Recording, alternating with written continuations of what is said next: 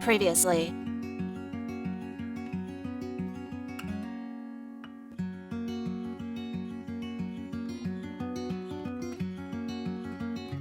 Hello everyone. Before watching this episode, make sure you've already watched the previous ones.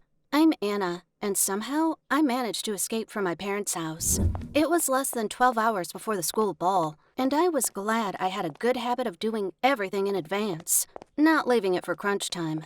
Because if I didn't, I wouldn't have been able to achieve anything in my life, and I would always stay a loser. Even though I had a sleepless night ahead of me with cosmetic masks on my face and paint on my hair, I was happy I finally just got out of that nightmare room. Now I just had to win. Probably I've never had such a motivation to be the best, as well as the desire to destroy all those punks who dared to laugh in my face. Well, at least, I wanted to bury Chad right in the school's backyard, so that I wouldn't be so bored in hell later. My white dress was perfect, and it had just the right amount of sprinkles. I had styling and makeup from my mom's makeup artist. I had a perfect pearl manicure, so I was just perfect and beautiful. But inside, I was a little afraid to go back to school, especially after the threat from my dad that he and my mom would also come. I wanted to somehow dissolve my fear, and I decided to be the same as I always was. A typical bitch. I demanded the best car from my dad's garage. A white Mercedes, perfectly matching my dress, with a driver. Well, I could drive it myself, but now my status required a personal driver. Later on, I would go to the party alone or with my friends. My triumphant arrival was just an hour before the ball started, so everyone could enjoy my gorgeous appearance and expensive car. Surprisingly, none of those whom I met said a word about the photo or the story with Chad. Everyone was smiling sweetly at me and talking to me in a nice way, as they should always have done. Of course, I couldn't do a lot in an hour, but at least I managed to tell everyone about my party, and now I was sure the victory would definitely be mine. And the best thing was Chad and his friends also got it very well, and they were walking along with sour faces. Still, they had to smile to get a pass to the elite party. There was nothing remarkable about the ball itself, just another party for the high school students, dancing and catering. And if it weren't for my parents, who were standing like dark shadows next to the principal, I would even have enjoyed it. I danced with the best guys of the school, except for Chad and his group, who were always hovering around the tables and whispering to each other, squinting in my direction. My friends were circling me, ingratiatingly smiling. Other guys were clearly afraid I would take revenge on them, or that I wouldn't allow them to go to the party. Anyway, things were fine. Even Dora was standing there in her corner, dressed in some rags, holding a glass of punch. She was looking at me for some reason. I figured out she was somewhere in the hall, though normally she didn't go to such events, and her look was too creepy. I felt it on my back, but I immediately put it out of my head because I definitely didn't have any time for losers today.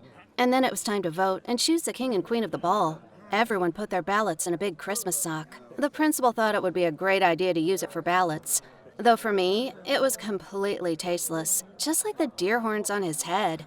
Many students showed me they had chosen me, especially those who previously laughed at me in the school hallway.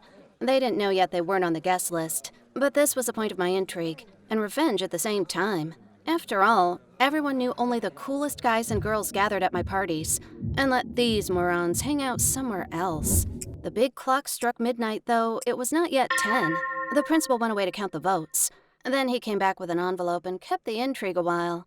And here I am, beautiful, shining in the rays of spotlights aiming at me, preparing to become the Winter Queen again, and the School Queen later.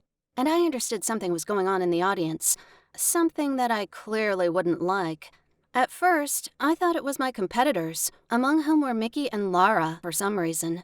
They never applied and forced others not to vote for me. It was strange and unpleasant to me, but this showdown could wait until my party ended. I tried not to look at my parents. It was a little scary. What if my plan didn't work out? What if someone else won? No, it couldn't be. I smiled wider and wider, and the principal seemed to catch my bloodthirsty hint. And he said, my last name. Yes, I did it. Despite all the shame, I still became the best. I looked around with triumph at all the girls who dared to apply to participate. I kicked some guy who blocked the view of me to everyone, and I started proudly moving towards the stage. At the same time, My friends dispersed the crowd from my way so that from the outside it looked like a real coronation, and my dad even smiled at me. But I still suspected something was wrong. I can describe it as a sixth sense or some other mystical nonsense, but there was a thing inside of me, feeling danger and not relaxing at all. And as it turned out, not in vain. I was just coming down the steps from the stage when Dora, quiet Dora, who had never come to my party before, but had come here for some reason, was right in front of me. I pushed her out of the way so she wouldn't get in my way, but the glass of grape punch was still in her hands. To be exact, not quite in her hands. After I pushed her, Dora let go of the glass, and all the punch poured out on a beautiful arc on the top of my white dress. And it was all like in slow motion. Of course, now this evening just couldn't end well. It was a total failure. It was a real guile, because for a second I believed in my triumph.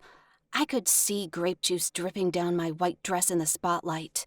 The audience paused, ready to tear its queen into little queens, and my parents looked at each other and started leaving. I was angry. I pushed Dora again, and then I started shouting that such a crooked loser should be kept away from people. And anyway, how dare she approach my royal majesty? The audience tensed even more, and some people even hooted resentfully. Obviously, this was not the right thing to do. I had a flash of that room, the silence of my parents, and the laughter of my ex-friends. Suddenly, I had an idea. Right in one move, I tore off my dress, and I had only a lacy bodysuit and white stockings on. Then I pulled Dora's hair and tossed the ruined dress at her feet, saying she would never see anything like this in her trash. The audience applauded and whistled. The guys picked me up and started rocking me. Others took up the fun and started laughing, but not in a sarcastic way, but rather approving. And then everyone forgot about me for a while, and I took advantage of it. I disappeared into the locker room and changed into a normal outfit. On my way from the gym to the locker room, I heard a lot of cool things about myself. I'm cool, and my shape is so sexy, and I'm so tough. Anyway, I'm the most wanted. My parents approvingly nodded and left, handing me the keys to the Mercedes. Anyway, that was my second triumph. I won. All my enemies would soon get what they deserved. And from such a tough situation, I got even more fans. Chad's face when he saw me in my underwear would remain in my memory for centuries. However, while I was busy in the locker room, something else happened. In one of the toilet stalls, well, not the infamous one, I heard Dora sobbing, and for some reason, I felt uneasy. Did I really feel sorry for her? I don't know. It was a strange feeling. Somehow, I remembered how I was crying like this myself, and she hugged me. But I immediately forgot the story with Dora when I accidentally overheard a conversation between my best friends and Chad. They were whispering like spies on an intelligence mission, so I got closer. I felt really bad from what I heard. Dora's fall on me wasn't an accident at all or her guile. It was a setup made by my friends and by my once beloved boyfriend. They deliberately dragged her closer to the steps and then pushed her at me. And all because they couldn't stand me and wanted to put me in my place. These were my friends. Well, I didn't expect anything good from Chad, but my girls, we've been together since elementary school. I always drag them forward to fame. Without me, they would just be some herd, as ordinary as my other classmates and useless to anyone. I made them fashionable and popular, but not so popular as myself, of course. And that's the thank you I get? By the way, the story with the photo was also their setup. I mean, an unknown person just took a picture of me and Dora in the toilet and left. But it was my girls who spread these stupid rumors and photo around. All this was done to throw me down from my queen's throne. I got mad. I was about to go hysterical and kick their asses right away, but somehow I pulled myself together, clenched my hands into fists, and scratched myself with my father's car keys, remembering about the party. Well, I'll show them who's boss here.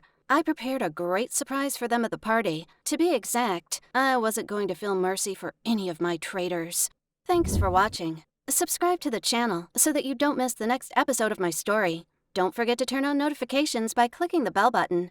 See you soon, guys. Bye.